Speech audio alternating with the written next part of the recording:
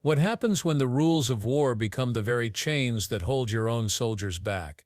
In a heated Senate hearing, Pete Hegseth was forced to answer whether America should keep fighting under the Geneva Conventions written nearly 80 years ago, or throw them aside in the name of victory.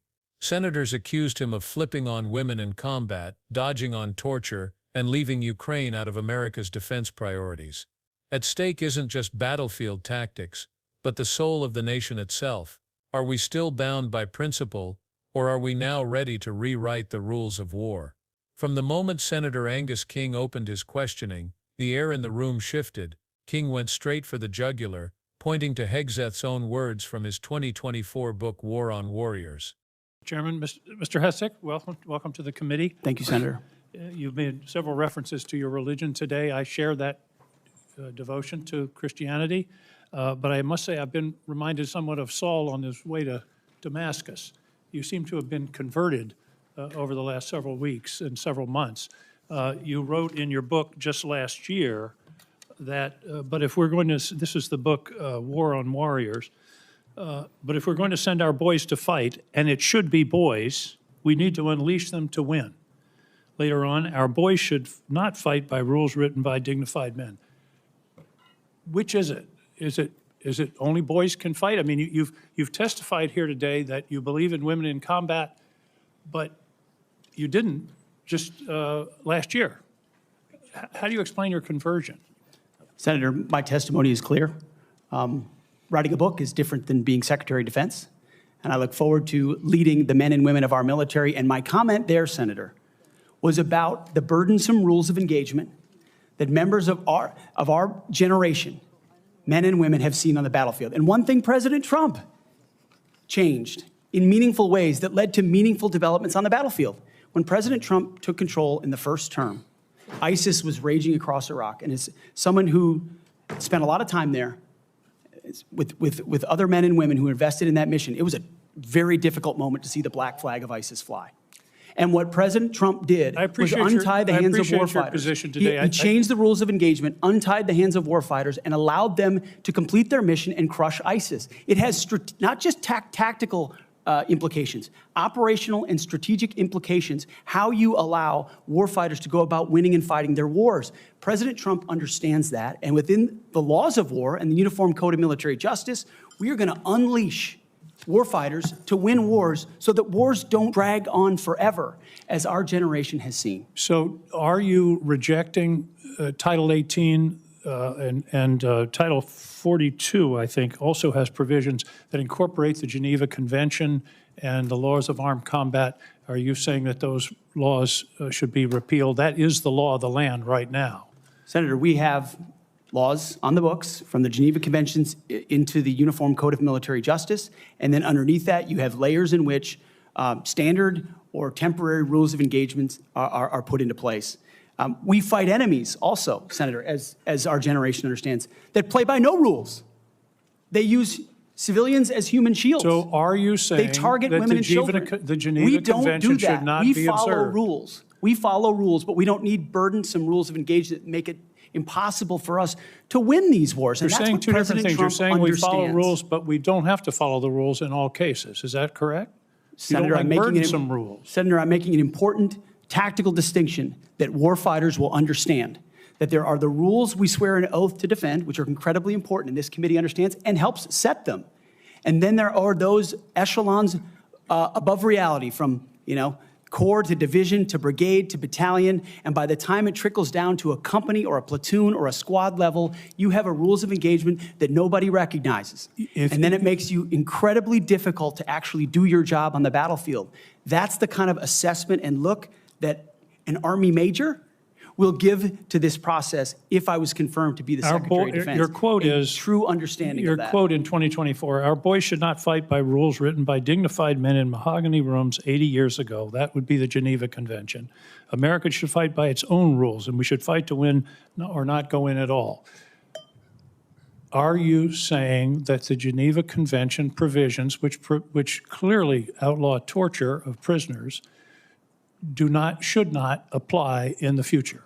Senator, how we treat our wounded, how we treat our prisoners, the applications of the Geneva Conventions are incredibly important. but we would all have to acknowledge that the way we fought our wars back when the Geneva Conventions were written are a lot different than the asymmetric, non-conventional environment of counterinsurgency that I confronted in Iraq and Afghanistan. I was the senior counterinsurgency instructor in Afghanistan. My job was to understand how the Taliban and al-Qaeda operated so that NATO units coming in could be informed of what was happening. They knew our rules of engagement, and when they were more restrictive, they took advantage of them, and it put our men and women in a more dangerous and difficult place. And you believe For future wars we fight, we need to have someone atop the Pentagon, sir, who understands how those ripple effects Well, I just want impact to the men and women in understand your uniform. position. Your position is torture's okay. Is that correct? Waterboarding, torture is no longer prohibited given the circumstances of whatever war we're in. Is that correct? Senator, that is not what I said. I've never been party to torture. We are a country that fights by the rule of law, and our men and women always do. And yet we have too many people here in air-conditioned offices that like to point fingers at the guys in dark and dangerous places, the gals in helicopters in enemy territory who are doing things that people in Washington, D.C. would never dare to do, or send, in many cases. In one of your interviews, you said they're willing to do this. You're talking about Donald Trump and Senator Cruz. They're willing to do something like waterboarding if it's going to keep us safe. Are you okay with waterboarding? Senator, the law of the land is that waterboarding is not legal. So the statement that you made, you now recant. Is that correct? They are willing to do something like waterboarding if it's going to keep us safe. You expressed that with approval. Senator, I'm very familiar with that as a concept, having spent a year at Guantanamo Bay, Cuba, guarding 700 of those that attacked us on 9/11. I just want to be clear. Are we going to abide by the Geneva Convention and the prohibitions on torture, or are we not? Is it going to depend on the circumstances? As I've stated multiple times, the Geneva Conventions are what we base ours. But what an American first national security policy is not going to do is hand its prerogatives over to international bodies that make decisions about how our men and women make decisions on the battlefield. America First understands we send Americans for a clear mission and a clear objective. We equip them properly for that objective. Right, we give them everything they need, and then we stand behind them with the rules of engagement that allow them to fight decisively to defeat America's enemies, which is why we say I just have a few seconds left, Mr. Mr. Hegseth, if you could. I was very disturbed in your opening statement where you talked about the priorities that you have. We will work with our partners and allies to deter aggression in the Indo-Pacific from the Communist Chinese.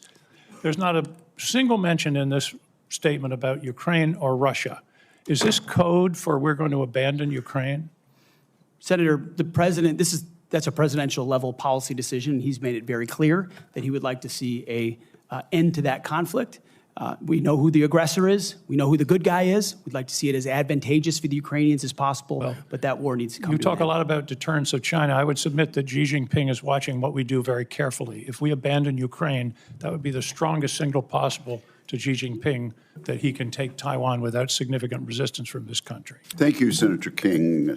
In that book, Hegseth declared boldly that our boys should not fight by rules written by dignified men in mahogany rooms decades ago. That language wasn't just gendered, it was exclusive. It painted a picture of a military that belonged only to men. Yet sitting before the committee in 2025, Hegseth told a very different story. He spoke of his support for women in combat, describing his commitment to leading both men and women in uniform. King pressed hard, was this a sudden conversion, or political convenience dressed as growth? The senator even likened it to a biblical transformation, reminding Hegseth of Saul's dramatic conversion on the road to Damascus. The jab hit its mark, framing Hegseth as a man who had reshaped his beliefs to fit a new role.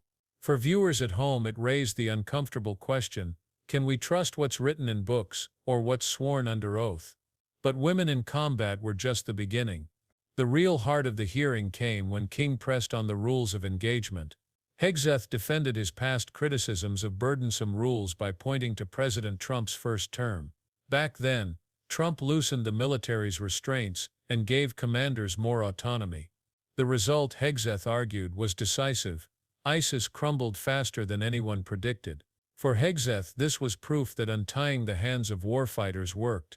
Yet King pushed back with a question that cut deeper. If the rules are too restrictive, does that mean Hegseth believes American law itself should be scrapped?